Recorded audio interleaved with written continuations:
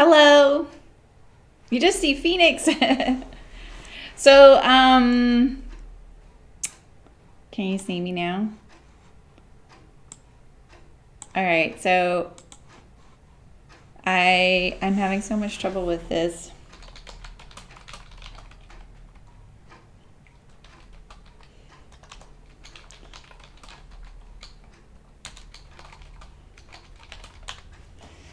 Yikes. Yeah. Thanks for being patient, you guys. I have no clue what's going on. I'm doing everything that they say in the help, but none of it applies to me. So I think it's something on Streamlabs' side. So I'll contact them today. Yeah, sorry you guys. You know, they just recently launched something called multi-stream, but it means that you stream on Facebook, and I don't do that, and I don't want to do that. And ever since then, I don't think it has anything to do with it, but that's the only thing I can think of because it's streaming related. So you saw 2 live windows that weren't live, Louise. Do you see me now? Oh yeah, you see it. Yes, exactly. Okay. It's been happening a lot late night. It's been happening the last couple of weeks. Like, I doubt I'm even on Twitch. Let's see. Yeah. See, Twitch is not there. So I don't really know what to do. I feel bad for that. So anyway. Thanks, Andy. I appreciate that. Ida, are you streaming on Twitch? I want to know your handle, if you'll let me. Yeah, I know. Like, I don't know. I wish I could just hire someone to handle all this for me, like set it up, make sure I have it all set up correctly. It worked for a while, you know, so, but it's hard. Hi, Karen. Yeah, no worries, late night. We're always here. There's no pressure. So I have all kinds of goodies on the table today because I went to the fabric store yesterday. And I just thought I'd share what I get because people do that, and I never do that with you guys. I mean, rarely. So I went with my mom because remember I made that hillside tote, you know, and so I finally showed her the bag, and she really liked the size, and so she picked out fabric yesterday. This is what she picked out. It took us a while, so she's gonna do it reverse. So the print is gonna be the solid, and then the solid's gonna be the print, and so that it stays less apt to get dirty. And because we can only find a quilting cotton in a print she liked. So, and then we got completely distracted because we found a guinea pig sewing pattern, you know, because my mom's really into guinea pigs. So we got a guinea pig. So, and then she picked out fabric for 2 because he needs a buddy, or she. So that's what I'm doing there. But I'm kind of excited to sew that because I kind of like small little projects like that, you know. So I know, Ida, I know that so well. And the fact that you have a cam, like when I saw your screenshot that you have a cam, good job. It's easy to stream without a cam. It's a lot easier to stream without a cam.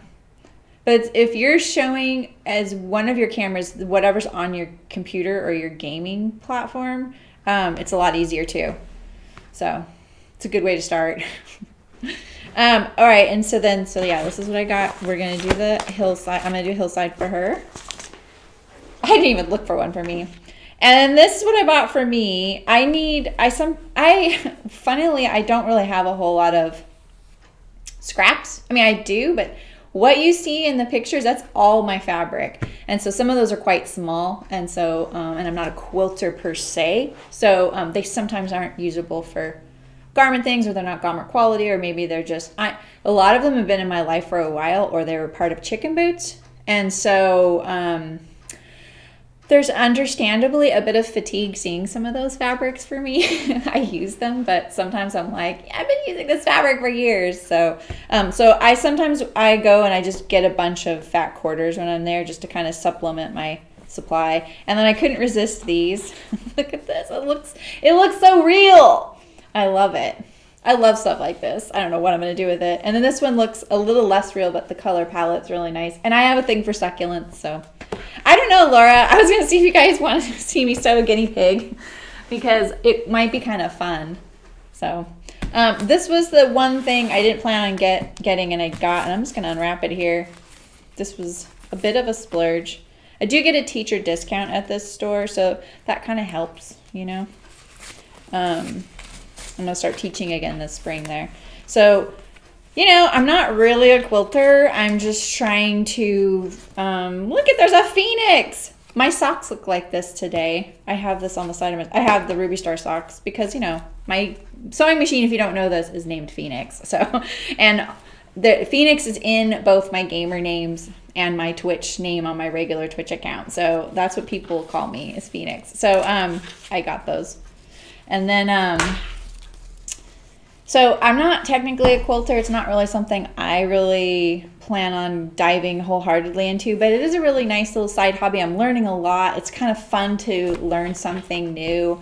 And there's so many skills in quilting that are really cool. And the people are really nice. So, and it gives me an opportunity to meet in real life sewing friends. But like picking out fabric for a quilt is not my cup of tea. It's too overwhelming. There's too many possibilities. They're all great. Or I feel like I'm going to make a mistake. Not a mistake, but or I'm just going to, you know what I mean? So when I saw this, I was like, great, I'm going to get this. 32 fat quarters. That's my next quilt. And rainbow, you just can't go wrong. And look at all these colors in there. So they have speckles. So anyway, it's, I don't like the 80s vibe, but still, you know. So anyway, that's what I got. So now I have at least a new project, because my quilty friend is like, so, you know, so. Siobhan, how's it going? Good to see you. All right, so this is, I'm trying not to just buy quilting books too, but I did get this one. I kind of like the way this person, she's East Indian, so she's got this really interesting influence and things that speak to her. But what I like about it, remember I did my coffee noise dampening thingy for my espresso machine? I used this pattern. I really love the colors of it. Mine didn't turn out like that, but you know, I can try. So, oh man. So, are you guys interested in the pig? Yeah. Yeah, Ida, exactly. So are you doing maker crafting as well on there? That's cool. There's some really lovely people on there in the maker crafting community. A lot of them are into the cosplay thing, which is pretty cool. Or they're 3D printers, or there's something else they like to do. Oh, those weird little beads. They like to stick those together. I have no patience for that. Or painting little miniatures. So that's like what you see on Twitch mostly. So, yeah, it's good to see you. I know, Malin, right? So the interesting thing about this, all right, so I know that there's probably a few of you, and I love you all, but I know there's a few of you that are like, quilting. I know it because I have been that person before. So this is what I'm going to tell you. There are some sewing techniques in quilting that you do not use in garment sewing. And as a sewist, I've been sewing for over 30 years, almost 35 years. It's nice for me to have something new to do, but I really want to carry some of these over into the garment sewing, but not in a way that is obvious, right? I mean, this coat might look a little quilty and patchworky, but this is what I want to show you is like what she does. I'll show you like one of her things. I'll show you the one I did. So what she does is you take, say you make a stack of, say you make 8-inch squares out of 16 different fabrics, right? So 16 different colors. You take those 6-inch squares and those 16 different fabrics, and you take like 4 at a time, and then you like cut them. Maybe you take a nice little curve, right? And now you take the top fabric on the right hand pile and put it at the bottom, and now you sew them back together. And then you do the same thing. You cut that pile the other direction. You take the top layer on one side and put it underneath, and then you sew them together. And that's how you're getting this kind of interesting, and then you true up the squares because they're not even, they don't sew together perfectly. That kind of thing is very intriguing to me. Like when you see this exact quilt look this many different ways, the differences are kind of interesting to me. So, yeah, exactly, Milan. You like to see the pig? Yeah, the cover is so cool. I mean, like that, look at that. That's pretty neat. Like the fact that when you start looking at the quilts in here and how different they can be if you just rearrange the block like this one here. So here's the block, right? But it could be made like this, and then, you know, she starts extrapolating in different ways. And I think that's kind of an intriguing idea for me. So, and I think what I like also about it is it's really testing my ability to pick out colors, which people all the time, you guys, for years, people compliment me on my fabric choices. And that's really nice. It's very flattering to me, but it's hard. It's really hard. It's not something that comes easy for me. When in the quilting world, I'm terrible at it. I'm really terrible at it. And so I really like that it's testing that for me and making me look at colors in a completely different way. You know, of course, the quilters talk a lot about it with the value system and, you know, the color wheel, the complementary and all that. So I feel like it's just one way for me to kind of explore something, but I'll try and keep it. That's my hobby right now, you guys. So anyway, let's make a dog coat for little Loki, because Loki, the little chunklet, I had to put belly extenders on his little coat. So someone gave him this ridiculous thing. So he looks literally like a 70s motorcycle rider, or he looks like a little sofa walking around in this thing. It's funny. People stop us all the time. It's cute. But at the same time, you know, I wouldn't mind him blending in a little bit more. Good night, Ida. Nice seeing you. Tell me your Twitch handle, at least, yeah, I think so, Louise. At least DM it to me on Instagram if you don't mind. I would love to throw some support your way. So, yeah, exactly. Exactly. I like the idea of it, not the practice. So, yeah. So anyway, you guys and guinea pigs. Yeah, so anyway, we're just going to copy this little thing here. I know I'm not drafting it from scratch, so I'm sorry if you're kind of looking for that. It's not really practical for me to have Loki here.